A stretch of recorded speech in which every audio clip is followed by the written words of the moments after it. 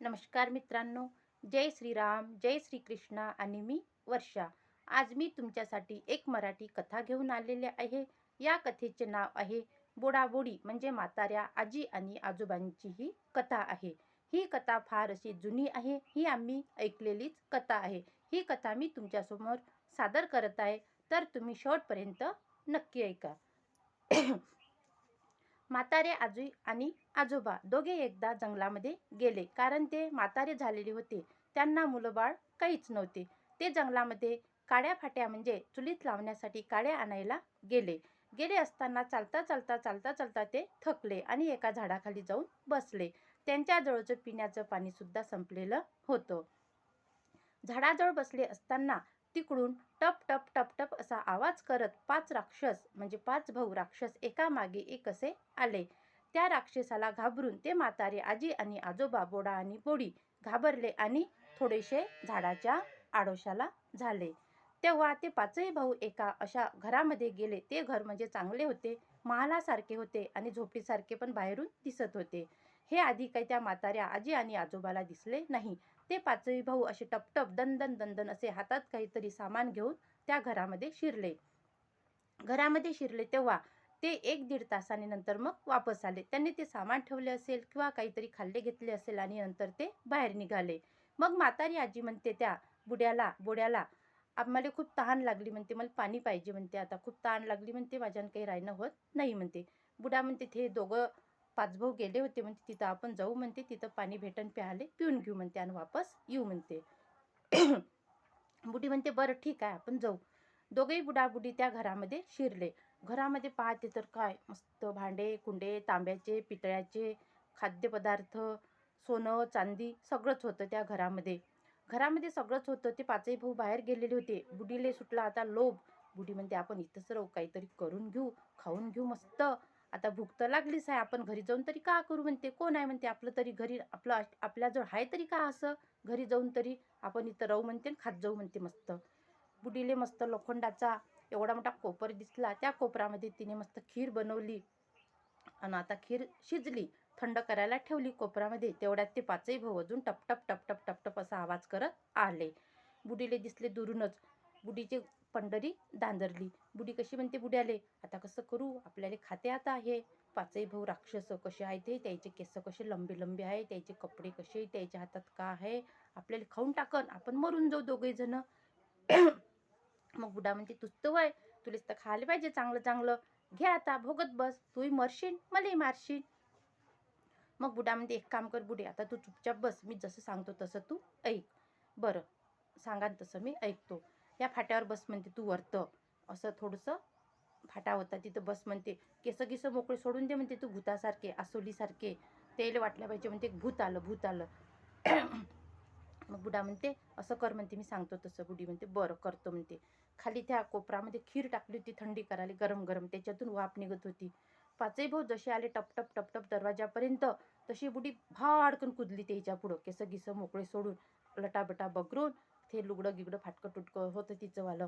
बरली ते राक्षसायला भीती वाटली. आजपर्यंत तर आमच्या घरात कोणी आलं नाही, आता कसं काय? ही बुडी म्हातारी राक्षस अनोथे एकमेकाले पाहूनच दांदरून गेले. बुडी घाबरली. बुडीले घाम फुटला आणि ते राक्षसायले घाम फुटला. बुडी तिथंच राहिली अशी अशी करत आणि ते राक्षस लोक मागे पळाले. राकस के घर में भेकस, राकस के घर में भेकस, राकस के घर में भेकस असे करत करत करत करत त्या झाडाखाली जाऊन बसले. विचार करत, कोण आलं असं कोण आलं असं. मग तिकडून आला बंदर. बंदर म्हणते, "वानर राक्षस भाऊ, काऊन काय झालं, काऊन बसले तुम्ही इथं, काय झालं काय, तुम्ही तर कधी असे बसत नाही या झाडाखाली, तुमची झोपडी तर इथंच आहे, तुम्ही कसे का बसले?" तेव्हा राक्षस म्हणते, "आमच्या घरी कोणातरी आलाय" म्हणते, "भूत आलाय" म्हणते आमच्या घरी. राकस के घर में भेकस, राकस के घर में भेकस करत करत ते ओरडत होते. "भूत भूत भूत." वानर म्हणते, "भूत भूत कसं काय येईन तुमच्या घरी, तुम्हीच तर राक्षस लोक आहे आणि तुम्हाला तुमच्या घरी कोण भूत येऊ शकते?" मग तो वानर म्हणते, "तुम्ही मागं मागं या" म्हणते, "मी सामोर जातो" म्हणते. तोपर्यंत बुडी थोडीशी शांत झाली होती. थोडंसं तिला दिलासा वाटला होता ते गेले म्हणून. मग आला वानर टुनटुन टुनटुन उड्या मारत, चांगला मोठा होता भड्या वानर. तिच्या मागं आले 5ही भाऊ. 5ही वानर इकडे तिकडे इकडे तिकडे इकडे तिकडे असं पाहू लागला. तिथं होतं मोठं कोटार धान्य भरायचं. त्या कोटारावर होतं बंडीचं चाक. त्या चाकाले होते असे असे म्हणजे असे असे असे फटा राहते त्या चाकाले. बंडीचं चाक मोठं. आधीच्या काळात कोटार राहत होते धान्य भरायचे तसे. तो वानर इकडे तिकडे पाहू लागला. तोपर्यंत बुडाबुडी लपून बसले होते. तो वानर मग गेला आत. येते रे बा तेवढ्यात. बुडा म्हणते आता कसं करायचं, आता करायचं कसं. आपण वानराला दिसू तो इकडे तिकडे पाहिजे. तर बुडी म्हणते आपण त्या कोटारामध्ये लपून जाऊ. वरतून चाक आहे, आपण काही कोणाला दिसू नये. बंदर बस नाही तरी आपण काही त्याच्यावर लक्ष देऊ नये. आपण चुपचाप असं बसून राहू. तसाच तो बंदर गेला इकडे तिकडे पाहू लागला. त्याला कोणी काही दिसलं नाही.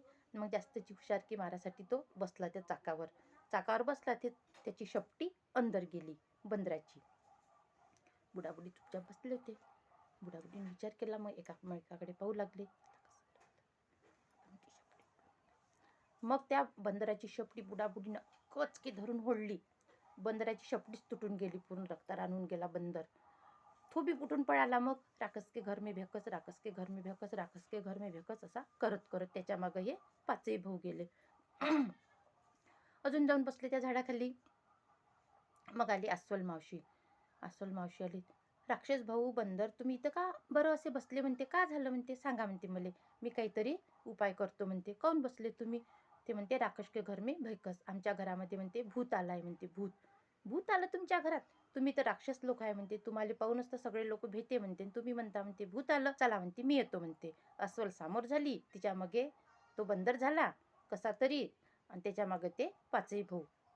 बुडाबुडीनं अजून पाहिलं अस्वल आली म्हणून. आता कसं करायचं, आता कसं करायचं, आता कसं करायचं. त्यानं पहिलीच तो पेटवलाच होता खीर बनवासाठी. मग बुडा म्हणते बुडीले, ती तिथं लोखंडाची सळाक पडली म्हणते, ते गरम कर म्हणते तू. आपण काहीतरी अजून उपाय सुचू म्हणते. पण आपला जीव आपण वाचू म्हणते. आपल्याला काही मराचं आहे नाही म्हणते. इथं हे सगळं काही आहे म्हणते. आपण इथंच राहत जाऊ म्हणते. बुडा म्हणते. बुडीनं मग सळाक गरम केली. ते बाई म्हणते अस्वल येऊन राहिली म्हणते. अस्वलीचा पुढचा भाग कोणता आहे, मागचा भाग कोणता, हे काही समजायला येतच नव्हतं. आली पुढं पुढं अस्वल आपली हुशारकी मारत. तिला वाटत होतं मी आहोत कोणी नाही. मग बुडीनं पाहिलं, लपून बसले होते ते. बुडीनं पाहिलं, इकडे तिकडे तोडतोड केलं. टाकली ते सळाक तिच्या ढुंगणात गेली. कुठं गेली कोणाला काही माहीत नाही. ती पळाली भेकस भेकस भेकस भेकस करत. राखस के घर में भेकस, राखस के घर में भेकस, कॅक कॅक कॅक कॅक करत तेही पळाली. तिच्या मागं बंदर पळाला. तिच्या मागं ते पाचही भाऊ पळाले. जाऊन बसले झाडाखाली. असं करता करता करता करता वेळ निघत होता. बुडाबुडी इकडे चिंता करत होती. आपण काय करायचं, आपण काय करायचं आता. बाहेर तरी कसं निघू आपण. बाहेर निघू तर अजून आपल्याला पकडून घेईन. मग आला वाघ, जंगलाचा राजा.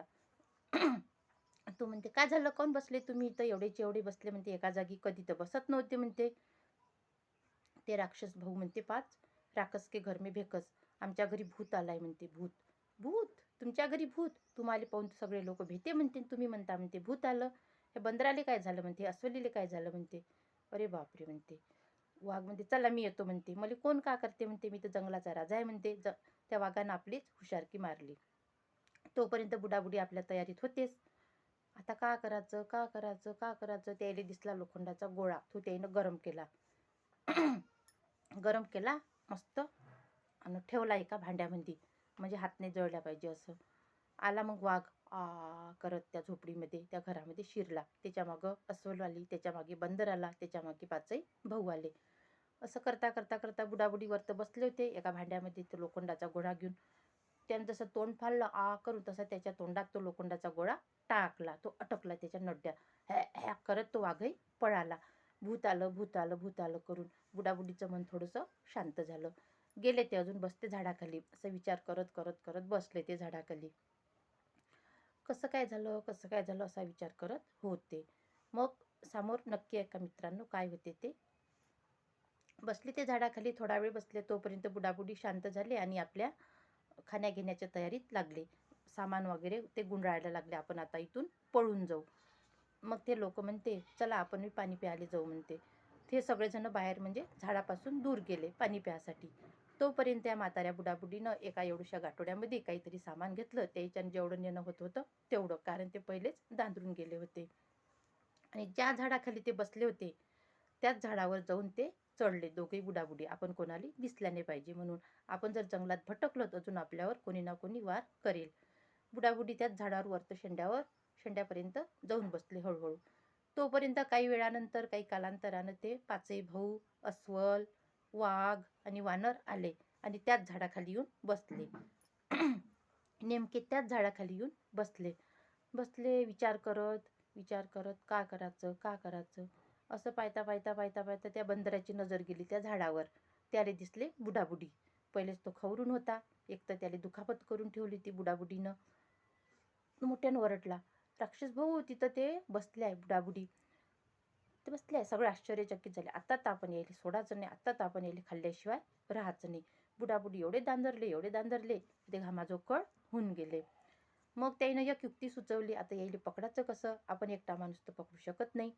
बंदर म्हणते एक काम करा म्हणते. बंदर आपलीच हुशारकी मारत होता, पण तो एकही काम सक्सेस करू शकला नाही. आता शेवटपर्यंत तुम्ही हे कथा नक्की ऐका.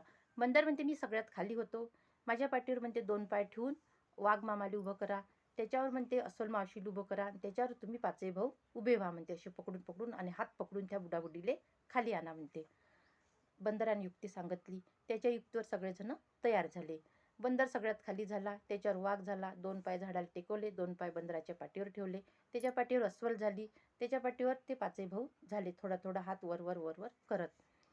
असं करता करता थोडंसं अंतर होतं अजून. ते बुडाबुडीले हात पुराले. बुडाबुडी तिथून कुदूही शकत नव्हते, कुठं जाऊ शकत नव्हते, कारण ते तर पहिलेच दांदरून गेले होते. आता तर काही आपली खैर नाही.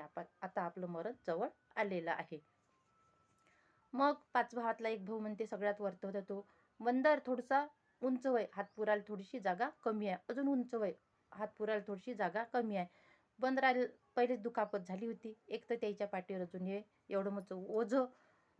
थोडं करता करता करता करता तो वरत होत होता. सगळेजण वरत हात पुरल्या पाहिजे म्हणून जात होते.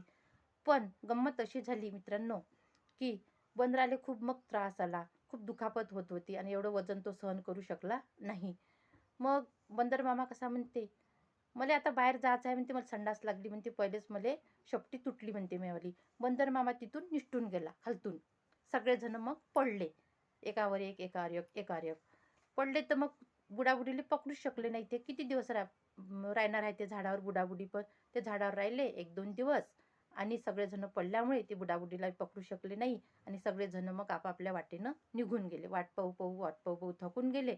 मरा तुम्ही बुडाबुडी इथंच, आम्ही चाललो आमच्या वाटेनं. आणि बंदर तिकडे गेला, अस्वल मावशी तिकडे गेली, वाघ मामा तिकडे गेला. एक तर त्याला पहिले दुखापत झालं होतं आणि ते 5 राक्षस आपापल्या त्या घरामध्ये गेले. राहू लागले, खाऊ लागले. बुडाबुडी मग त्यानं संधीचा फायदा पाहिला. आता कोणीच नाही बा, इथं सगळं शांत वातावरण आहे. तेव्हा बुडाबुडी खाली उतरले. त्यानं जे काही गाठोडं घेतलं होतं छोटंसं, ते घेऊन ते आपल्या घरी गेले आणि ते पण सुखानं राहू लागले.